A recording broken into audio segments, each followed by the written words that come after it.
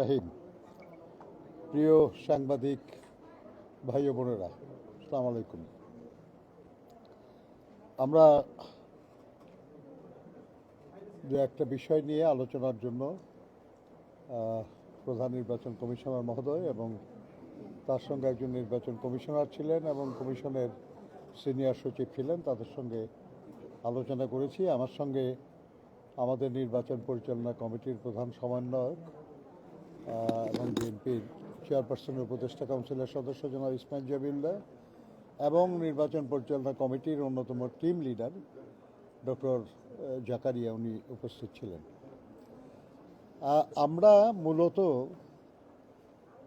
মাত্র একদিন পরেই জাতীয় নির্বাচন, বহু প্রতীক্ষিত জাতীয় নির্বাচন অনুষ্ঠিত যাচ্ছে। এই নির্বাচন যাতে অবাধ, সুষ্ঠু এবং নিরপেক্ষ হয়, শান্তিপূর্ণ হয়, এই বিষয়ে নির্বাচন কমিশন যেন তার আইনানুগ ভূমিকা কঠোরভাবে পালন করে সেই অনুরোধ জানাতে এসেছিলাম। এই আলোচনার মধ্যে আরও কিছু বিষয় এসছে, আমরা সেখানে কথা বলেছি। যেমন একটা বিষয় হলো যে আমরা কারো কারো টকশোতে বক্তব্য শুনে খুবই আপ্লুত হই আর কি, যে এমন সৎ, এমন নীতিবান মানুষ আর হয় না। কিন্তু সেরকম মানুষদেরকে আমরা দেখলাম যে ভোটারদের নগদ টাকা দিচ্ছেন। এই ধরনের ব্যাপারগুলি এক ধরনের চ্যালেঞ্জিং ব্যাপার। নির্বাচন কমিশন বিষয়টাকে তাদের দৃষ্টিতে কিভাবে দেখেন আমরা জানতে চেয়েছি। ওনারা বলেছেন যে এই ব্যাপারে আইনানুগ ব্যবস্থা তারা নিচ্ছেন। তাই চাই আমরা যে আইনানুগ ব্যবস্থায় যেন যারাই নির্বাচনের অন্যায্য বা অনৈতিক কোনো কাজ করবেন, সেটা বেআইনি কাজ করবেন, সেটার ব্যবস্থা নেওয়া হয়। আমরা তাদেরকে বলেছি যে নানা গুজব বা ঘটনা বা রটনা আমরা পত্রপত্রিকায় দেখি, আপনাদের ট্রেডিশনাল মিডিয়া বা সোশ্যাল মিডিয়ায় এর অনেক কিছুই আমরা দেখি, যে লক্ষ লক্ষ নারীদের বিশেষ কাপড় সেগুলো তৈরি হচ্ছে। আমরা দেখি যে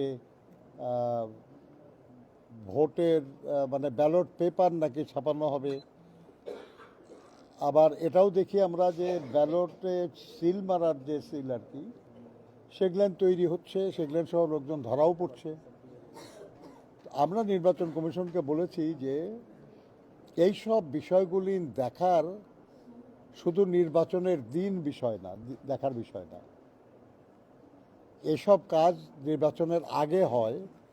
অতএব এখন আইন শৃঙ্খলা রক্ষাকারী বাহিনী, ইন্টেলিজেন্স এজেন্সিগুলি সবই নির্বাচন কমিশনের নিয়ন্ত্রণে। অতএব তারা এগুলি তাদের নজরে আসছে না কেন, তাদের এই বিষয়গুলিতে আরও কঠোর দৃষ্টি দেওয়া প্রয়োজন, যাতে করে এই ধরনের কোনো অনাচার কেউ করতে না পারে। আমরা তাদেরকে বলেছি যে কিছু কিছু মানুষ নিজেদেরকে অত্যন্ত ক্ষমতাবান মনে করেন এবং তারা যে কাউকে যে কোনো ভাষায় কথা বলেন।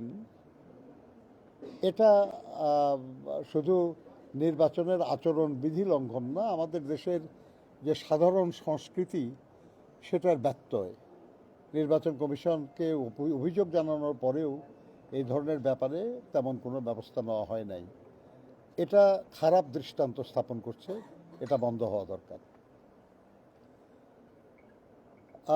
আমরা আরও বেশ কিছু বিষয় আলোচনা হয়েছে আমাদের মধ্যে, এখানে কোনো ব্যাপার না। আমরা মূলত যেটা বলেছি তাদেরকে সেটা হলো যে নির্বাচনী আইন এবং আচরণ বিধি অনুযায়ী যাতে সবাই যার যার ভূমিকা পালন করে, এটা যেন কঠোরভাবে মনিটরিং করা হয় এবং বাস্তবায়ন করা হয়। এই ব্যাপারে যেন কেউ এমন ভূমিকা পালন না করে যাতে মনে হয় যেন তারা কোনো বিশেষ দল বা কোনো প্রার্থীর পক্ষে, এটা যেন না হয়। এবং আমরা এটাও বলেছি আর কি যে যদি এমন কাউকে পাওয়া যায়, যদি বাজারে নানান কথা আছে, আপনারা জানেন যে পত্রিকায় কত খবর, কয়জন ডিসি কোন দলের, কয়জন কোন দলের ইত্যাদি, আমরা এগুলো বিশ্বাস করি না। আমরা মনে করি যে এগুলো অনেক সময় উদ্দেশ্য প্রণোদিতভাবে করা হয়। কেউ কেউ এর দ্বারা নিজেদেরকে ক্ষমতাবান ভাবারও চেষ্টা করেন, মনে করেন আর কি যে তার সমর্থকদেরকে বোঝানোর চেষ্টা করেন যে তাদের প্রভাব অনেক বেশি, কাজে নিশ্চিন্তে কাজ করো, যা যা করার কিছু হবে না আর কি। কাজে আমরা এগুলোকে গুজব হিসেবেই দেখতে চাই। কিন্তু আমরা এই কথা বলেছি যে নির্বাচনের দিন কারো আচরণে যদি কোনো প্রার্থী বা কোনো দলের পক্ষে এমন কোনো কিছু ধরা পড়ে, তাহলে যেন তৎক্ষণাৎ তাদের বিরুদ্ধে শাস্তিমূলক ব্যবস্থা নেওয়া হয়, এটা আমরা বলেছি।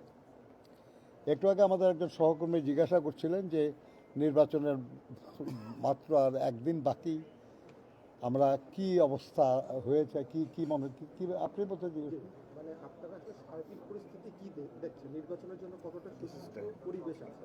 পরিবেশ আমরা মনে করি যে এখনো এমন না আর কি, যাতে মনে করা যায় যে নির্বাচন বাধাগ্রস্ত হবে বা বিঘ্নিত হবে, মনে হয় না। অবশ্য এখনও আরও একদিন সময় আছে, কি হবে আমরা জানি না, কিন্তু আমরা আশা করি যে পরিস্থিতি অবনতি হবে না। এই কারণে যে যারা এখন নির্বাচনে অংশগ্রহণ করছে তারা সবাই গণতন্ত্র পুনঃপ্রতিষ্ঠার লড়াইয়ে আমরা কোনো না কোনোভাবে যুক্ত ছিলাম। যারা এর বিরুদ্ধে ছিল তারা তো নির্বাচনেই নাই। অতএব আমরা আমাদের আচরণে এমন কেন থাকবে যাতে নির্বাচন ক্ষতিগ্রস্ত হতে পারে আর কি। আর এই নির্বাচনী প্রচারণা ইত্যাদি এতদিন চলার মধ্যে দিয়ে আমাদের যেটা অনুভূতি হয়েছে, আল্লাহর মেহেরবানিতে নির্বাচন অবাধ, সুষ্ঠু, নিরপেক্ষ হবে এবং সেই নির্বাচনে ইনশাল্লাহ আমরা, আমাদের দল, আমাদের প্রার্থীরা বিপুল সংখ্যায় বিপুল ভোটে বিজয়ী হবেন ইনশাল্লাহ। আমরা আপনাদের সবসময় সহযোগিতা পেয়েছি, সবসময় আপনারা গণতন্ত্রের পক্ষে ছিলেন, মানবাধিকারের পক্ষে ছিলেন, স্বাধীনতা সার্বভৌমত্বের পক্ষে ছিলেন, মুক্তিযুদ্ধের যে আকাঙ্ক্ষা, সে আকাঙ্ক্ষা বাস্তবায়নে আপনাদের সহযোগিতা আমরা পেয়েছি। আমরা আগামী দিনেও আপনাদের এই সহযোগিতা প্রত্যাশা করি। ধন্যবাদ আপনাদের সবাইকে। নির্বাচনের ঠিক একদিন আগে চলছে, আপনারা শেষ প্রচারণা শেষ, এই মুহূর্তে বিএনপির পক্ষ থেকে আসলে সুষ্ঠু নির্বাচনের জন্য আপনার ঠিক কতটা আশ্বস্ত? সুষ্ঠু নির্বাচনের ব্যাপারে আপনারা বিএনপির পক্ষ থেকে আপনারা তো অনেক কিছুই বের করে ফেলেন, তাও তো আপনারা পারেন চেষ্টা করলে। আমরা, আমাদের প্রার্থীদের হোয়াটসঅ্যাপ গ্রুপ আছে, আমাদের এজেন্টদের হোয়াটসঅ্যাপ গ্রুপ আছে, আমরা তার মাধ্যমে আমরা আমাদের পরামর্শ, আমাদের উপদেশ, আমাদের নির্দেশ, এগুলো আমরা পাঠাই। প্রত্যেকটা নির্দেশ এবং পরামর্শে আমরা বলেছি যে আমরা অবাধ, সুষ্ঠু এবং নিরপেক্ষ নির্বাচন চাই। আমাদের সমস্ত কার্যক্রম যেন তার পক্ষে থাকে এবং আমাদের কোনো কাজই যেন এর বিপক্ষে না হয়, এবং সেরকম কিছু হলে আমরা এটাকে সাংগঠনিক শৃঙ্খলা বিরুদ্ধ বলে মনে করব। কাজে আমরা আশা করি যে আমাদের দলের কোনো নেতাকর্মী তারা সুষ্ঠু নির্বাচন বাধাগ্রস্ত হয় এমন কিছু করবে না ইনশাল্লাহ। আমার প্রশ্ন হচ্ছে, নির্বাচনের যে ব্যালট বাক্স যেটা যেভাবে ডিস্ট্রিবিউশন করতেছে ওইটা কি ইসি যে ব্যাখ্যাটা দিচ্ছে, যে পদ্ধতিতে, আপনারা কি স্যাটিসফাই? যে দেখেন আপনি, আমরা খুব খুশি হতাম যদি ব্যালট বাক্স নির্বাচনের দিন সকালে ভোট কেন্দ্রে পৌঁছত, আমরা খুশি হতাম। কিন্তু আমাদের এই দেশে বহু নির্বাচনী এলাকা আছে যেখানে যিনি সহকারী রিটার্নিং অফিসার, যার কাছে, যার মাধ্যমে এটা বিলি হয় আর কি, সেখান থেকে, কিংবা আপনার থানা হেডকোয়ার্টার, সেখান থেকে নির্বাচন কেন্দ্রগুলি অনেক কেন্দ্রে অনেক দূরে। আমাদের এবার ভোট শুরু হবে সকাল 7:30টায়, আর এখন শীতের দিন ভোর হয় একটু দেরিতে। এই জন্য আমরা যদি বলি যে ওই দিন সকালে পৌঁছাতে হবে, তাহলেও কিন্তু রাত্রেবেলায় এই পরিবহনের কাজটা করতে হবে, যেটা অনেক সময় রিস্কি হতে পারে। তো আমরা মনে করি যে ব্যালট বাক্স তো ট্রান্সপারেন্ট হবে, স্বচ্ছ, এবং আমরা বলেছি, আমরা দাবি করেছি যে ব্যালট বাক্স প্রিজাইডিং অফিসারের ওখানে থাকবে না, ব্যালট বাক্স যেন